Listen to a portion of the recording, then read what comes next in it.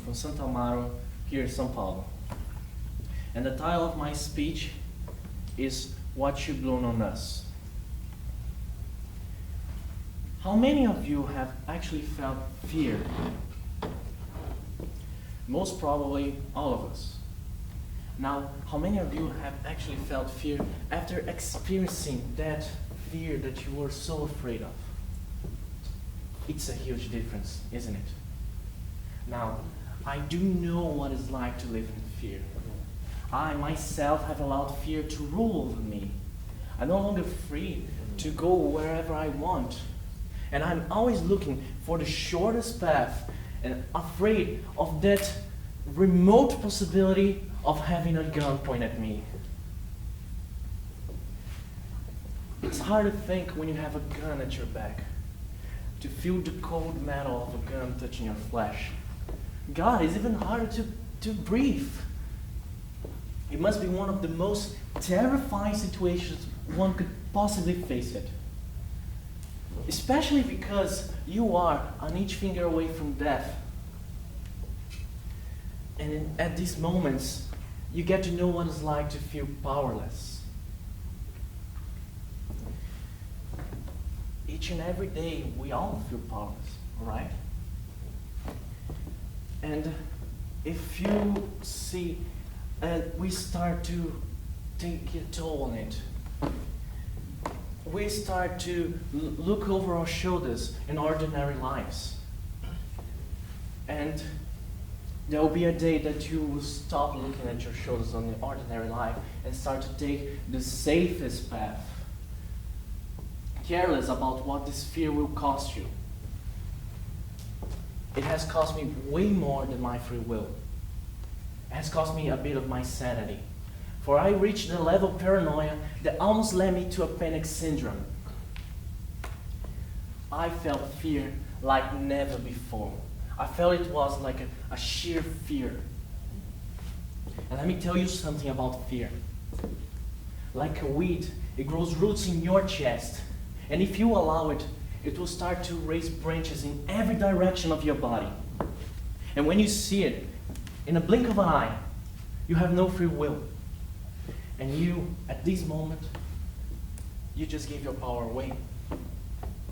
Fear is the most common way people get to feel powerless. And we fear so much out of so little. It doesn't take a gun or a kidnap to change somebody completely. Just a couple of staring eyes are able to do the same. They are able to scare or shame you into a different person. We all fear, right? And there's a thing. Some of us, because of that fear, give away their power, believing that's what it takes to survive. And no one lends a hand to them, because they are also afraid. Afraid of helping. Afraid of appearing weak. Afraid of being too kind, or look too silly by doing that. Basically, they are afraid of looking something that they don't want to be targeted as. As I said before, we fear so much out of so little.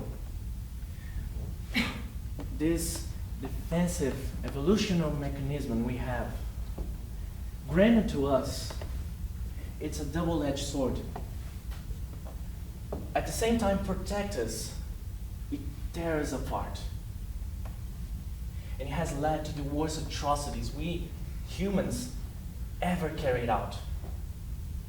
In fear, one believes itself powerless, while others who are causing this fear, they will believe themselves powerful. But you can only feel powerless. You can never be powerless. Not as long as there are good people out there looking for those in need. All the great men and women in history, all of them, Jesus, Martin Luther King, Betty Friedman, Malala Yousafzai, all of them were brave. That's what made them great. They were brave enough to stand against their fear, to overcome and lend a hand for those in need. They saw the big picture. And in the big picture, they realize that each one of us is a little garden.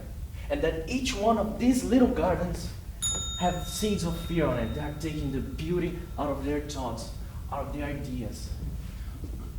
We live in a huge world with far more than 7 billion of these little gardens. So let's start to cut out these weeds of fear.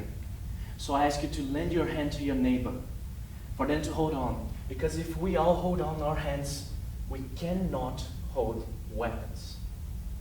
Thank you.